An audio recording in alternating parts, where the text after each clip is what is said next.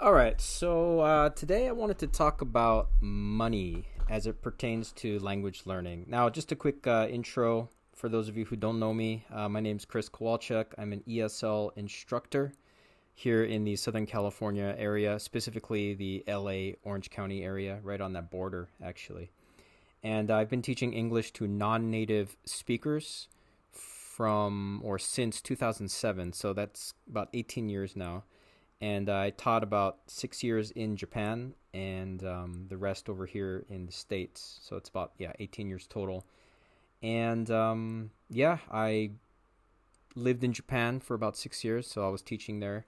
And I also went there every summer as a kid because my mom is from Japan. So I spent a lot of time, in a foreign country. And so I used that experience of learning a second language and also navigating life in another country. I try to use that in my teaching and connect with the students. So this podcast really is not for a general audience. It's more just for my students to kind of see a different side of me, and it's an opportunity for me to express my thoughts and feelings and my reflections about language learning without taking up instructional time. Because as I always tell the students, I try not to take up too much of their time with my own stuff. But I think they do appreciate me, 10, 15% of the classes, my own ideas and experiences and reflections and so on. But, that's not the purpose of the class. So this is a really good platform for me to kind of say whatever I want, really. But it is still just focused on language learning. Okay, so the topic was money, and I think it ties in with the idea of accountability and holding yourself responsible as well. So let me explain that. Um, so as it pertains to language learning specifically, especially with technology these days, there's a lot of things you can do without really spending any money, and you can still learn a lot. You have YouTube, so you can watch instructional videos, or you can just watch regular TV shows and movies on streaming. I mean, of course, you have subscriptions you pay for. You're paying for the internet. You're paying for your phone plan, but you're not really buying the specific content. You don't need to buy books. You don't need to have a tutor. You don't need to go to school, right, to learn a language these days. There's just so much you can do now on your own, whether it's listening, speaking to AI, using AI tools. You can use ChatGPT to have conversations. You can listen to it. You can speak to it. It can explain everything for you. If you've seen my videos and heard my other podcasts, you know that there's just so much you can do with AI tools now. So you're not spending money specifically on that content. So you could call it free if you want to. But here's the thing. Sometimes that's not enough for students, or that's not what they want, right? And so you have to ask yourself, if it's really that important to me, am I willing to spend money? Or you can ask yourself it a different way. I would spend money on something that is important, right? So books is a big example. Now, these days you don't really need to buy a lot of books. A lot of stuff is available for free on the internet or through apps and so on. But even then, I mean, it's still good to have a reference book. Maybe one grammar book, maybe a few vocabulary books, a book about phrasal verbs or something like that. $20, $30 and something like that. And so I'm going to tell you something that I used to see a lot, and then something that I still see. So back in the day when I used to teach certain classes that required a textbook, and this is before all these AI tools, I mean, a lot of students would complain about buying the book or just not refuse to buy the book. I mean, they would go an entire year not using the book. They might try to peek at their neighbor's book, or they would ask me to make copies, but they would just not buy the book.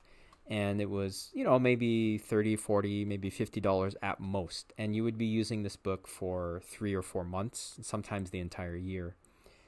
And I just never understood that way of thinking. Why would you come to class every day, or most days, spend so many hours each day and week, and not spend, money on a book? I mean, that is probably 3 or 4 meals, you know, $30 or $40. I just did not understand that. I mean, I think I can understand that maybe, but my point is, by not spending money, you are showing how much you value or how little you value that learning.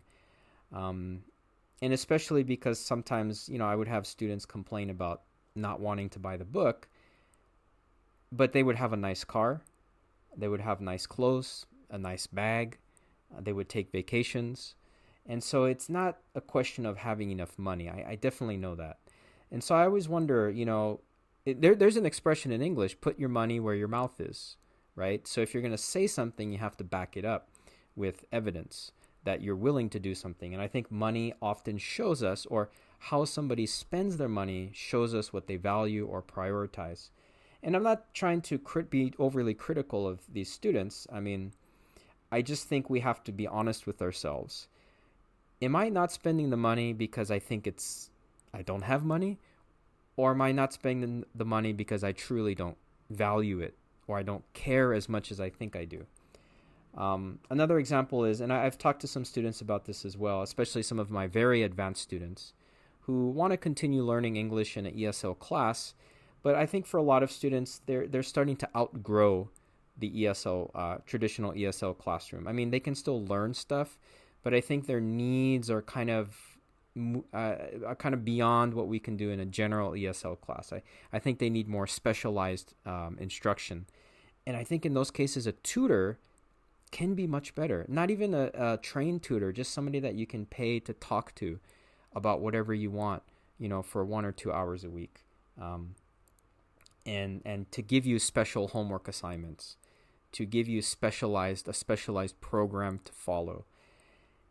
I don't know how much tutors cost. I don't tutor. I would probably charge $50 or $60, but out of pocket. Under the table, so no taxes, right? But I mean, $50 or $60 a week to get very specialized instruction, to get a specialized learning plan, to do exactly what you want to do. I think that's a value. And I think if you truly value your learning, I think you would spend that extra money. Again, I'm not trying to be overly critical, overly harsh. I know we spend money where we think we need to spend it, but I think we also have to ask ourselves, again, that question. How much do I value my learning? How important is this really to me? Am I willing to spend that money? Where am I spending my money in other areas? Is that really important? I just spent, today or yesterday, I spent $15 on a burrito. The burrito wasn't that good. It was at the beach, so it was a little overpriced, but it was $15 for a burrito. That's ridiculous, right? But 2 burritos, that's the cost of a grammar book, So anyway, another thing is subscriptions. I know a lot of people use like free app, or they use the free version of learning tools like a Duolingo or other things, a Babbel, apps that help you learn a language. Or it could be some kind of, software or it could be some online program. And I think if you just spend an extra few dollars per week, could be $10 or $20 a month, I think you're going to get a lot more out of it. Just how important do you think that is to you? I know people will spend $20 a month on Netflix, but they won't spend $20 a month on a language learning app. So again, I'm probably saying it I've said it 100 times, but I just want us to be really honest with how we're spending our money. Focusing back on myself, I spend about $20 a month on ChatGPT. I use the paid subscription version because I use it a lot for work. And if I use the free version, it's just going to be slower and I'm going to have less features. So I value my time a lot and I don't want to have extra stress from working, more than I need to. So I feel that $20 a month I spend on ChatGPT is really worth the cost. I also spend money for a paid subscription for what's called Descript, which is an AI transcription tool. It also creates conversations and AI voices. And I actually don't know how much I pay for that. I need to double check because I think I need to downgrade my subscription, to be honest. But I'm going to keep the subscription. I think I just need to downgrade it a little bit to the lower level because I'm not using it as much as I used to, but I still use it. So let's just say I spend $50 a month on AI tools to help me with my work. I think it's totally worth it. And what am I going to do without $50? I mean, especially these days with inflation, $50 could be two meals. It's not really that big of a deal. So I'd like also students to consider that, if they're using free versions of apps for language learning, why not pay a little extra? Or if they're using ChatGPT for language learning, why not pay a little extra per month and really maximize your benefits from it? And then, of course, we come to the idea of courses themselves, taking classes. So the classes I teach are free. They're non-credit continuing education courses. So they're basically free. We don't even charge for a textbook. So, that's always great for students. But like I tell students, especially the really advanced students, I think you're kind of outgrowing the traditional ESL class. You might benefit from challenging yourself further. Maybe take a credit course at a community college. Yes, that's going to cost some money, but you're probably going to get more from it.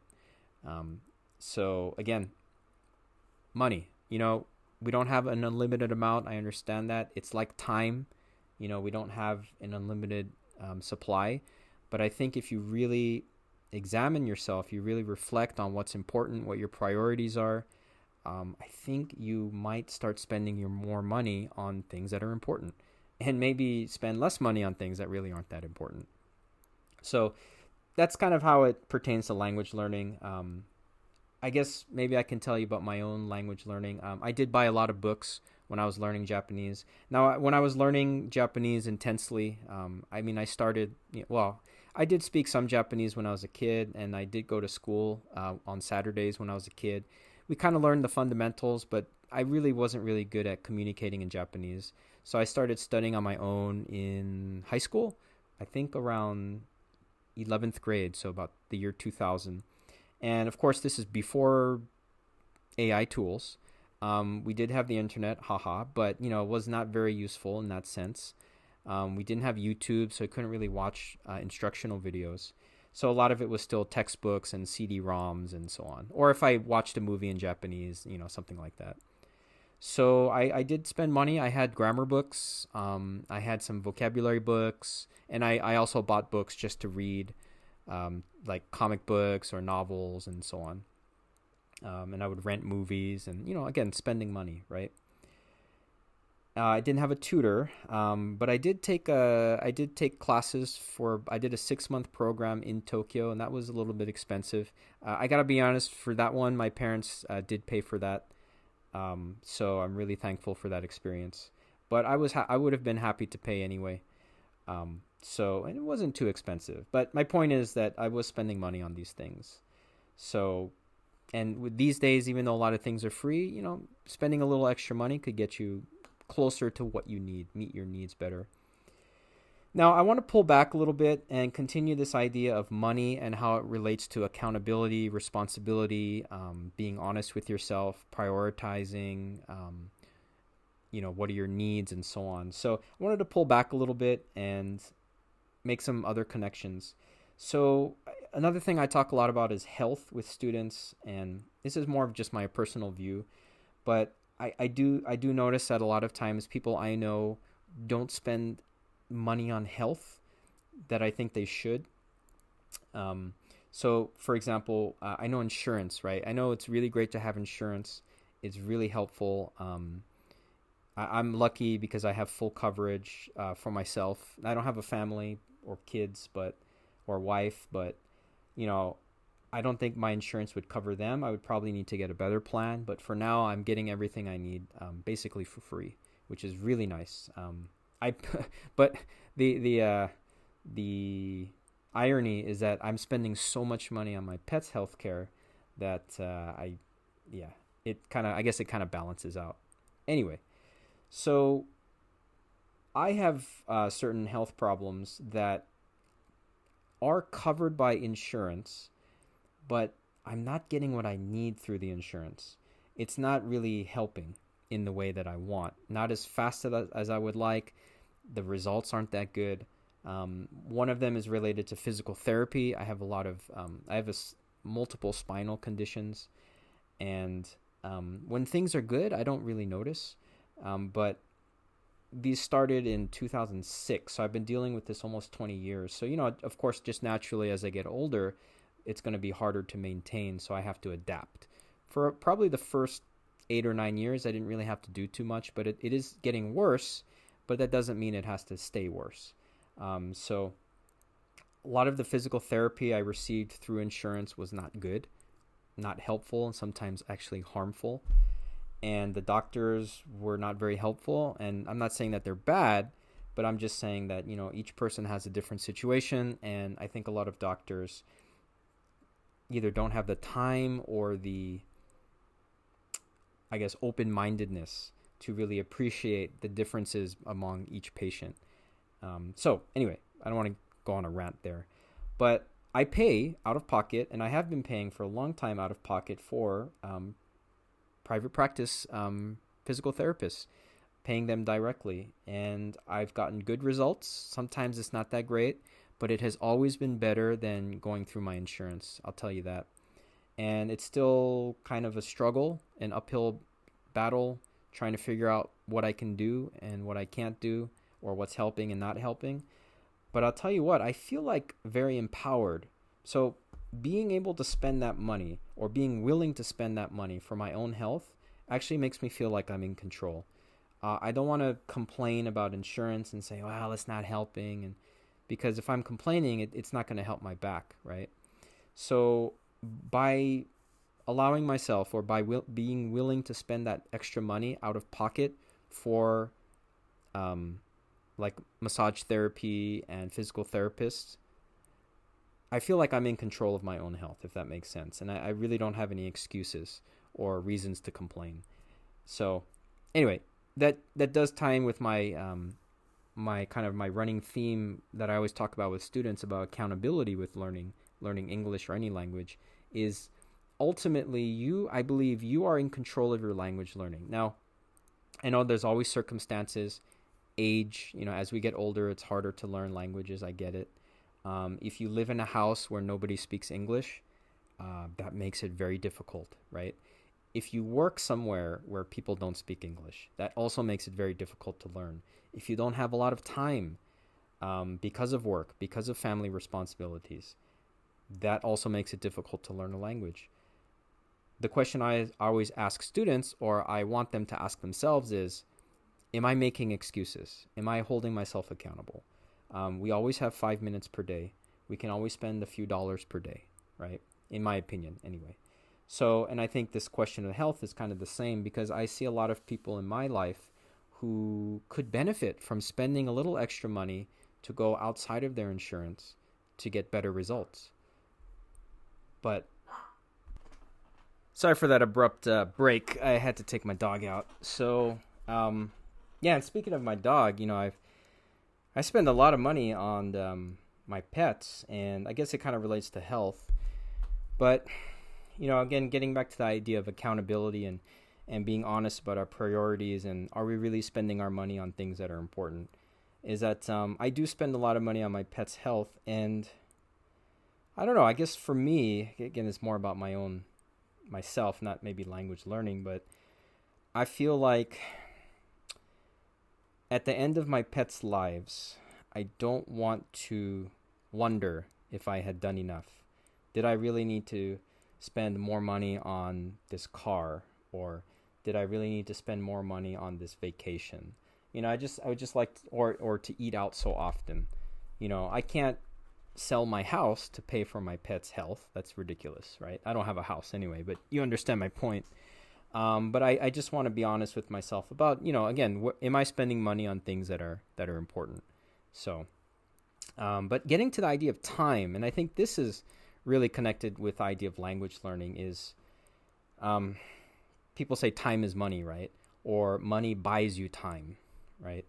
So, again, we spend money on things that we think are important, or we think are important. So another example that always comes up is the idea of cooking, right? So we cook to save money. Well, that's not the only reason we cook, right? But one of the big reasons people cook is because, eating out can be expensive. Of course, it can also be unhealthy to eat out too often, so there's that as well. But one thing I've always observed, and I've always thought for myself as well, also for people with families, is, sometimes that pressure of cooking or preparing our meals or even going grocery shopping, sometimes that pressure or that takes a lot of time, especially on a weekday, right? Or on a work day or days that we're busy. And I feel like, again, in those situations, spending that extra money to get a takeout or even a delivery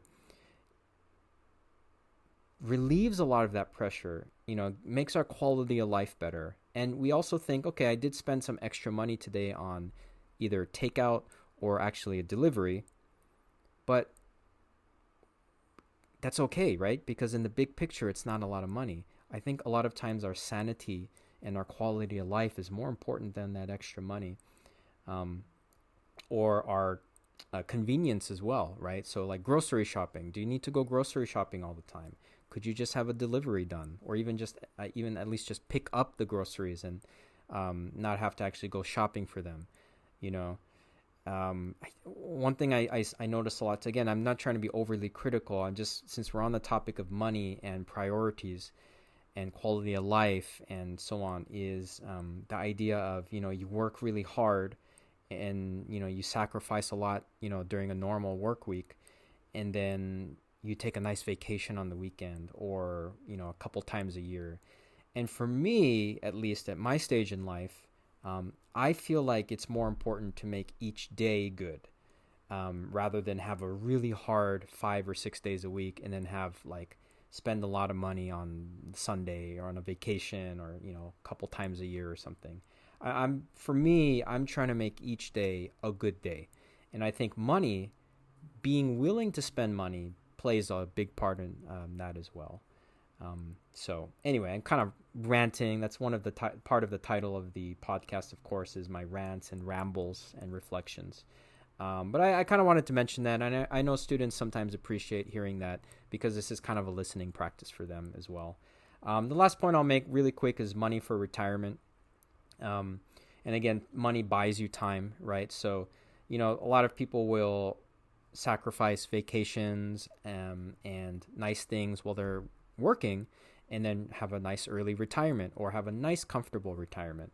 Maybe they want to retire at 60, or maybe they'll retire at 65, but they want to have a comfortable retirement, right? And so in that case, putting money away or not spending money is also showing what you value. And in that case, you're probably valuing your time. And people retire early and then they just work part-time after to stay busy, make some spending money, but having that freedom of not needing to work. And maybe this will be the last point, but that's kind of what I'm trying to do as well, is I'd like to retire in about 20 years and then take maybe a year off and then return to work part-time. Just, so I can pay for day-to-day things, but have a comfortable retirement otherwise. So maybe work 10 to 15 hours a week or something. Anyway, I'm getting really off track at this point.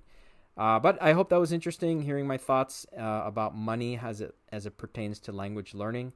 I guess my basic point is, think about how you're spending your money or where you're spending your money, and also think about your language learning, and are there ways to make it better or to improve your language learning by spending money, whether that's paying for a subscription version of a language learning app, maybe buying some books, maybe getting a tutor, maybe even paying for a course.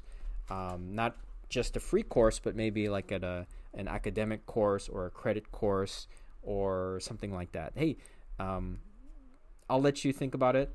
But anyway, if you're watching on the YouTube version of this podcast, leave a comment or a question. If you have any suggestions for future episodes, please let me know.